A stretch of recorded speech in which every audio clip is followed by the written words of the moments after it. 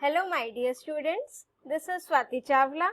Welcome to my series for CBSE Class 11th Computer Science with Python. In our previous video, we have discussed some basic fundamentals of Python. If you have not watched that video, I will provide you the link of those videos in my description also.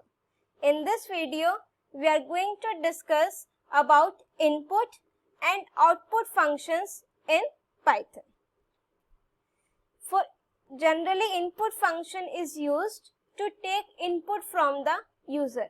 Whenever you want to take input from the user, so then you have to use the input function. Input means suppose you want to add two numbers. तो अगर आपको two numbers add करने हैं तो उसके लिए आपको user से वो two inputs यानी कि two numbers enter कराने पड़ेंगे. तो for that we need input function. और इसका सिंटेक्स क्या रहेगा बेटा इनपुट फंक्शन का? Variable to hold value. यहाँ पर एक वेरिएबल आएगा जिसमें आप मीन्स जो भी यूजर वैल्यू एंटर करेगा उस वेरिएबल में स्टोर होएगा. After that input function and then prompt to be displayed. यहाँ पर आप एक वो स्ट्रिंग लिखोगे या एक मैसेज लिखोगे कि अगर जो है यूजर कुछ एंटर कर रहा है तो उसको क्या मैसेज डिस्प्ले हो उस टाइम पर. Let's take an example by doing practical. Now I have open my Python ideally. Now suppose I want to wish some person. तो जिस पर्सन का नेम आ जाए हम उसको कहें good morning so and so, जो भी पर्सन का नेम हो. तो उसके लिए मैंने सबसे पहले क्या बोला, इनपुट फंक्शन लेंगे और यहाँ पर मैंने लिख दिया एंटर योर नेम. यहाँ पर आपने स्ट्रिंग लिखनी है और ये जो भी यूजर अपना नेम एंटर करेगा वो किसी ना किसी वेरिएबल में तो स्टोर होगा ही. तो सपोज यहाँ पर मैंने एक वेरिएबल ले लिया नेम से. तो यूजर सपोज मैंने अगर कोई भी नेम एंटर किया, सपोज अपना ही नेम एंटर किया, तो वो किस वेरिएबल में आ जाएगा, नेम में. और अगर मुझे कुछ भी प्रिंट कराना हो तो वो मैं किस में लिखती हूँ, प्रिंट फंक्शन में. ठीक है, उसके लिए मेरे पास कौन सा फंक्शन है, प्रिंट फंक्शन. तो मैं यहाँ पर क्या लिख देती हूँ, नेम. अब सिर्फ इतना ही करेंगे कि जो भी यूजर नेम एंटर करे वही डिस्प्ले हो जाए. Let me execute this now. अब सपोज मैंने यहाँ पर नेम एंटर किया स्वाति, वही का वही नेम आपको क्या हो जाएगा, डिस्प्ले. ठीक है, अब हम देखेंगे जो हमारा इनपुट फंक्शन है वो ऑलवेज क्या रिटर्न करता है, स्ट्रिंग. दैट मीन्स कि अगर सपोज मैंने यहाँ पर टू नेम्स एंटर कराए, एक फर्स्ट नेम, यहाँ पर मैंने लिख दिया एंटर नेम 1, और एक मैंने सेकंड नेम एंटर कराया यूजर से, इनपुट एंटर नेम 2. ठीक है, अब मैं यहाँ पर क्या लिख रही हूँ, नेम 1 प्लस नेम 2. अभी तो देखो मैं नेम्स लिख रही हूँ ना. अगर मैं इसको एग्जीक्यूट करूं तो मैंने फर्स्ट नेम में सपोज लिख दिया पाइथन और सेकंड में लिख दिया प्रोग्रामिंग. तो इसने क्या किया, इन दोनों को कंबाइन कर दिया. ठीक है, इसी तरीके से अगर मैं यहाँ पर नेम ना लिख करके कोई भी एक वैल्यू लिख दूं, एंटर वैल्यू 1 और एंटर वैल्यू 2. यहाँ पर हमने वेरिएबल नेम्स चेंज कर दिए, suppose value 1 and value 2. And now I have to add value 1 plus value 2. अब देखो मैं क्या करूंगी, फर्स्ट वैल्यू मैंने एंटर कर दी 5. ठीक है, सेकेंड वैल्यू मैंने एंटर कर दी 2. अब मैं क्या प्रिंट करा रही हूँ, val 1 plus val 2. That means क्या होना चाहिए, 5 प्लस 2. बट 5 प्लस 2 कितना होता है, 7. बट अगर मैं एंटर करूं तो ये 7 तो नहीं आ रहा, ये क्या आ रहा है, 52. दैट मीन्स उसने 5 अलग लिखा और 2 अलग लिखा.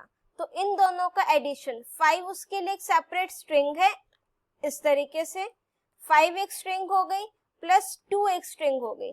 तो उसने इन दोनों को कंबाइन करके क्या कर दिया, 52. अगर मुझे अपना इनपुट स्ट्रिंग की फॉर्म में ना देकर सपोज मुझे इंटीजर में देना है तो मुझे इसको किस में कन्वर्ट करना पड़ेगा, इंटीजर में. क्योंकि जो इनपुट फंक्शन है वो क्या रिटर्न करता है, मेरा स्ट्रिंग. बट अगर मुझे स्ट्रिंग वैल्यू ना रिटर्न करा करके कुछ इंटीजर टाइप की वैल्यू या फ्लोट टाइप की वैल्यू एंटर करानी है तो उसके लिए हमारे पास इनबिल्ट फंक्शंस होते हैं। अब मैंने क्या किया, इंट फंक्शन लिखा, तो अब जो भी मैं वैल्यू एंटर करूंगी वो इंटीजर फंक्शन के थ्रू इंट में कन्वर्ट हो जाएगी। अब जब मैं इसको एग्जीक्यूट करूंगी, वैल्यू 1 लिखा, 5, सेकेंड वैल्यू 2, तो अब आंसर क्या आ गया 7। रीजन बीइंग कि अब जो भी हमने 5 या 2 वैल्यू एंटर करी थी वो किस में कन्वर्ट हो गई, इंटीजर में।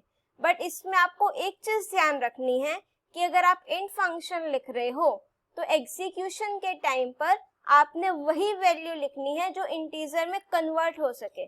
सपोज अगर मैं यहाँ पर लिख दूं 5 और यहाँ पर लिख दूं 2, तो वो आपका एरर शो करेगा क्योंकि 5 को तो मैं इंटीजर में नहीं कन्वर्ट कर सकती, बट जो मैंने ये 5 लिखा है इसको मैं इंटीजर में कन्वर्ट कर सकते हैं यूजिंग इंट फंक्शन।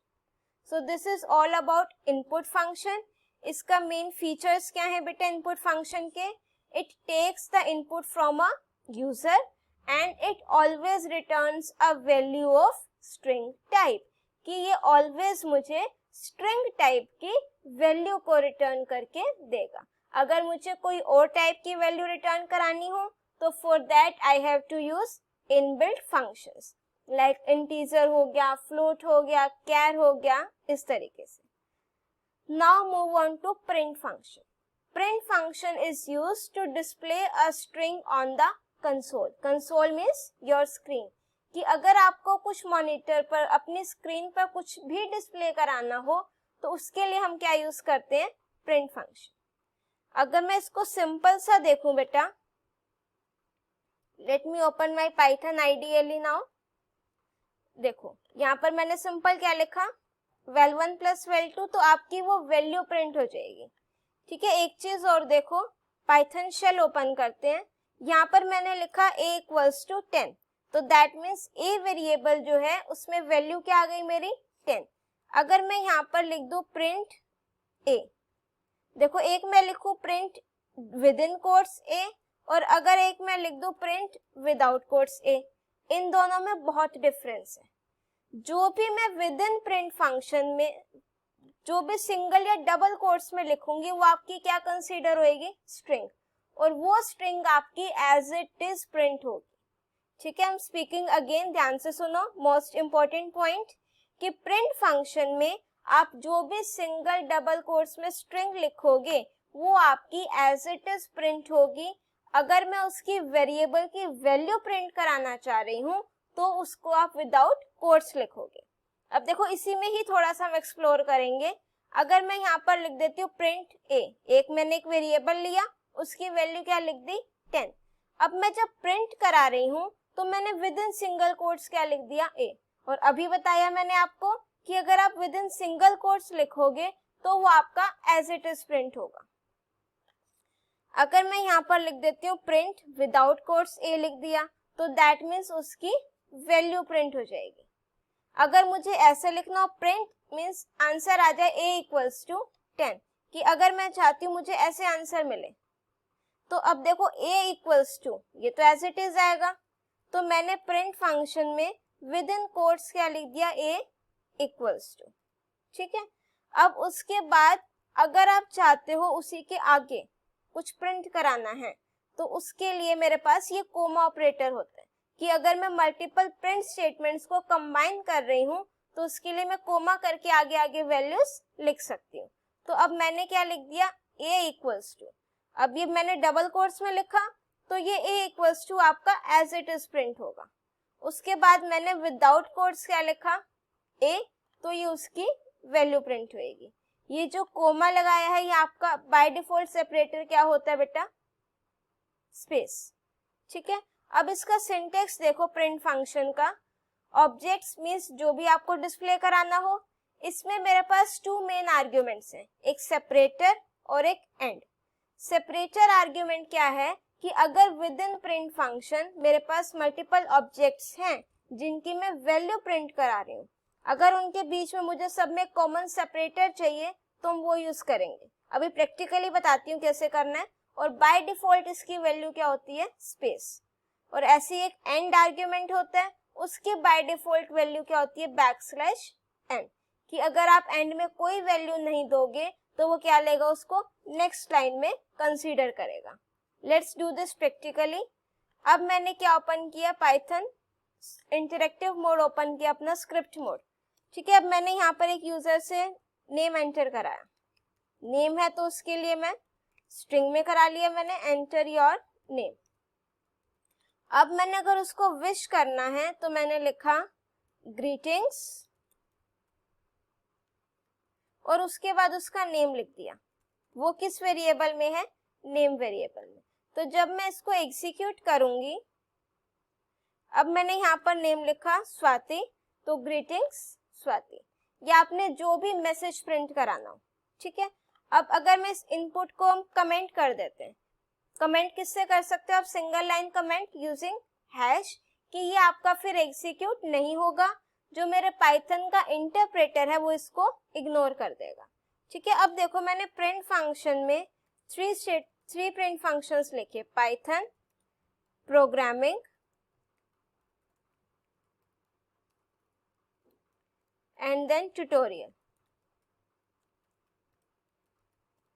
ठीक है, अब देखो एक ये प्रिंट फंक्शन, ये सेकंड और ये थर्ड। अब जब मैं इसको एग्जीक्यूट करूंगी, एक लाइन में एक स्टेटमेंट आ गई, सेकंड लाइन में सेकंड प्रिंट फंक्शन और थर्ड लाइन में थर्ड।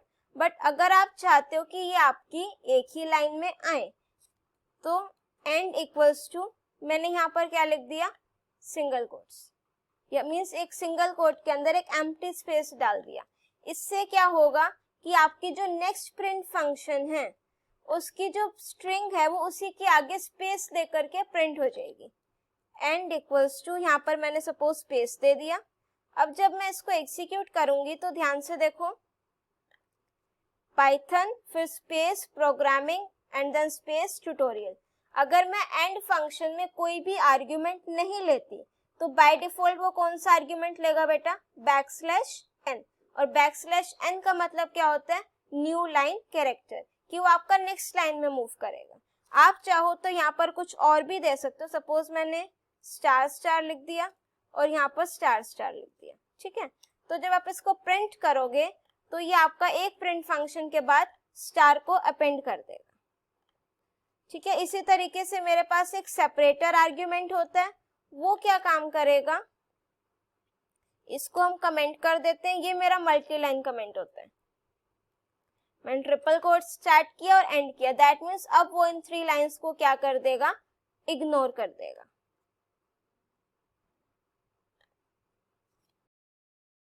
आई होप आपको and function and argument clear हो गया होगा प्रिंट फंक्शन का। इसका मेन वर्क क्या होता है बेटा, कि जो भी मेरे नेक्स्ट प्रिंट फंक्शन है उसमें जो स्टेटमेंट है वो नेक्स्ट लाइन में ना प्रिंट होकर के ये चीज प्रिंट हो जाएगी साथ में। ठीक है, एक हमारा होता है सेपरेटर आर्ग्यूमेंट। अगर मैं यहाँ पर एक ही प्रिंट फंक्शन में सपोज कुछ भी मैंने 3 नेम्स लिख दिए, स्वाति, कोमल, नेहा एंड देन निशा। ठीक है, मैंने ये 3 नेम्स लिख दिए। अब जब मैं इसको एग्जीक्यूट करूंगी तो ये देखो बीच में स्पेस आ रहा है दिस, बट मैंने तो अपना कहीं पर स्पेस नहीं दिया लिखते टाइम, ना इसके आगे पीछे दिया, ना इसमें दिया, ना इसमें दिया, बट उसमें तो स्पेस आया। तो इसमें इसका मतलब क्या है कि एक जो सेपरेटर आर्ग्यूमेंट होता है वो क्या करता है, बाय डिफॉल्ट उसकी वैल्यू क्या होती है, स्पेस। तो अगर मैं ये with comma operator multiple statements लिख रही हूँ, ऑटोमेटिकली वो क्या अपेंड कर देता है, स्पेसेस। तो अगर मैं चाहती हूँ यहाँ पर कुछ और डिस्प्ले हो जाए, सपोज मैंने यहाँ पर विद इन कोट्स आप लिखोगे, मैंने ये सिंबल्स डिस्प्ले करा दिए, तो जब मैं इसको एग्जीक्यूट करूंगी तो ये देखो उस फर्स्ट नेम के बाद ये सेपरेटर के थ्रू ऐड हो गया और ये ऐड हो गया। तो जो सेपरेटर आर्ग्यूमेंट के थ्रू ऐड होगा वो आपका विद इन स्ट्रिंग्स होगा, और एंड फंक्शन जो है मेरा क्या काम करेगा कि जो मेरा नेक्स्ट प्रिंट फंक्शन होगा स्टेटमेंट, वो नेक्स्ट लाइन में ना प्रिंट होकर के वो आर्ग्यूमेंट जो आप स्पेसिफाई करोगे वो ऐड होकर के फिर प्रिंट होगा। अगर मैं इसको इस तरीके से एग्जीक्यूट कर दूं ये चीज आएगी। और एक चीज अब देखो, अगर मैं यहाँ पर प्रिंट फंक्शन ऐसे ही लिख दूं, इसमें मैंने कोई भी वैल्यू नहीं लिखी, कोई स्ट्रिंग नहीं लिखी, तो it will insert a blank line, कि अगर मैं एक empty print function just print function लिख रही हूँ उसमें कोई स्ट्रिंग नहीं लिखी, कोई वेरिएबल नेम नहीं लिखा, तो it will just add a blank line. वो ब्लैंक लाइन भी किस वजह से आ रही है बेटा, कि आपका जो एंड आर्ग्यूमेंट है वो बाय डिफॉल्ट क्या लेगा, बैकस्लैश n, तो इसलिए वो एक नेक्स्ट लाइन आपकी इंसर्ट कर देता है। ठीक है, अब हम देखेंगे features of print function. It auto converts the items into string, कि अगर आप इसमें इंटीजर टाइप की वैल्यू भी डिस्प्ले करा रहे हो तो उसको ये उसमें किस में कन्वर्ट कर देगा, बाद में स्ट्रिंग में। Next feature is it inserts spaces between items automatically. अभी मैंने बताया कि एक प्रिंट फंक्शन में अगर आप कोमा करके वैल्यूज लिख रहे हो और सेपरेटर आर्ग्यूमेंट में कोई वैल्यू नहीं दे रहे, तो by default it will add the spaces. And same with and argument, if you are not specifying any value with end argument, तो it will append a new line. Till इस video में हम इतना ही discuss करेंगे। If you are having any doubt, you can write it in the comment section. If you like my video, do press the like button, share your views in comment section, share my video to your friends, and subscribe my channel. Press the bell icon to get the updates of my upcoming videos. Till then, keep watching, keep studying.